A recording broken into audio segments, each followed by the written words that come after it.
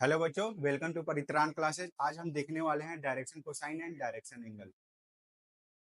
ले R vector equal to X I cap plus Y J cap plus Z K cap. ठीक है, तो हम इसको स्पेस में रिप्रेजेंट कर लेते हैं। एक कीवर्ड लेते हैं,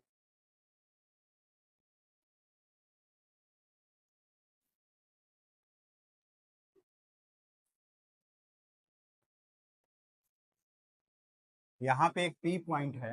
पी पॉइंट है एक्स वाई और जेड। इसको ओरिजिन से मिलाएंगे तो आर वेक्टर मिलेगा। यहाँ पे आर वेक्टर किसको रिप्रेजेंट कर रहा है? पी पॉइंट के पोजीशन वेक्टर को रिप्रेजेंट कर रहा है।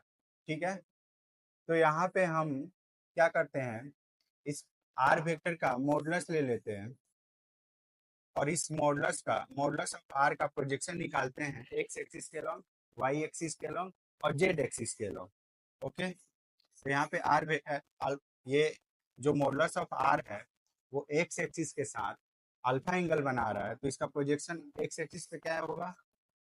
Modulus of are cos alpha. वैसे ही हम वाई एक्सिस के लॉन्ग और जेड एक्सिस के लॉन्ग निकाल सकते हैं और इस वेक्टर को ऐसे रिप्रेजेंट कर सकते हैं। Vector r equal to modulus of are cos alpha i cap plus modulus of are cos beta j cap plus modulus of are cos gamma k cap. ठीक है, अगर हम ध्यान से देखें यहाँ पे modulus of are cos alpha, modulus of are cos beta, modulus of are cos gamma, ये प्रोजेक्शन है किसके लॉन्ग? एक्स एक्सिस के लॉन्ग, वाई एक्सिस के लॉन्ग और जेड एक्सिस के लॉन्ग। तो हम इस आर वेक्टर का यूनिट वेक्टर निकालते हैं। तो यूनिट वेक्टर क्या होता है? Vector r upon modulus of r vector.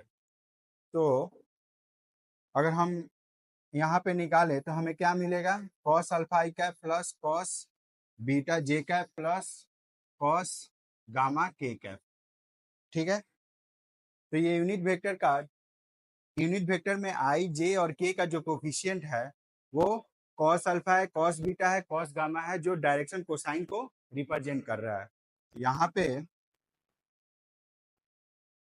Cos alpha r vector, unit vector r cos alpha i cap plus cos beta j cap plus cos gamma k cap है। तो cos alpha को हम क्या लिख सकते हैं? ए लिख सकते हैं। कॉस बीटा को क्या लिख सकते हैं? एन लिख सकते हैं। कॉस गामा को एन लिख सकते हैं। एक्चुअली जितने भी स्टैंडर्ड बुक है वहां पे आपको ये cos alpha, cos beta, cos gamma को इस टर्म में रिप्रेजेंट किया गया दिखाई देगा। ठीक है, तो इसलिए हम लोग ऐसे रिप्रेजेंट करते हैं। अगर हम इसका मॉडुलस लें, यूनिट वेक्टर का मॉडुलस लें तो क्या मिलेगा? अगर हम इसको एल एम एन के टर्म में लिख लेते हैं तो l i cap plus m j cap plus n k cap मिलेगा और इसका मॉडुलस ले लेते हैं। मॉडुलस लेते हैं root square root of l square m square plus n square मिलेगा।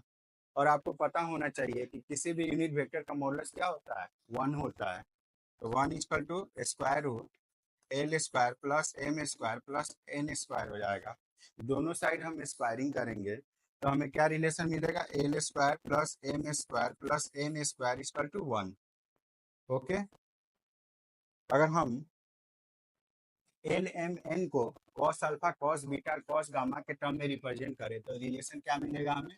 Cos square alpha cos square beta plus cos square gamma equal to 1। अगर हम इसको साइन के टर्म में कन्वर्ट कर दें तो क्या रिलेशन मिलेगा? Sine square alpha plus sine square beta plus sine square gamma equal to 2।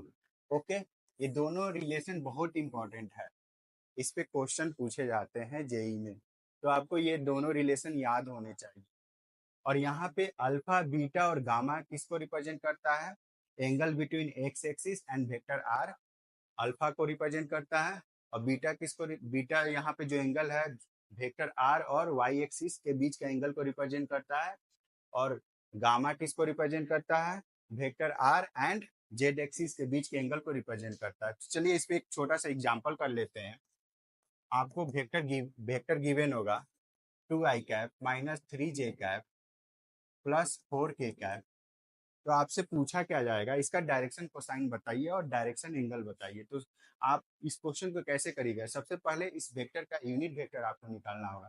तो यूनिट वेक्टर क्या होता है, यूनिट वेक्टर होता है vector r upon modulus of r. Okay, 2i minus 3j plus 4k upon root under 2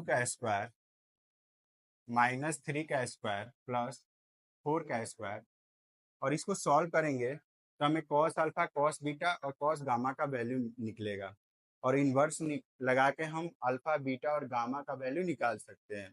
okay, तो चलिए, ये हमारा दिवाली से पहले का लास्ट लेक्चर था। दिवाली बाद हम इस सीरीज को कंटिन्यू करेंगे। आप सभी लोग दिवाली को अच्छे से मनाइए और हमारे तरफ से happy Diwali to all of you. Thank you.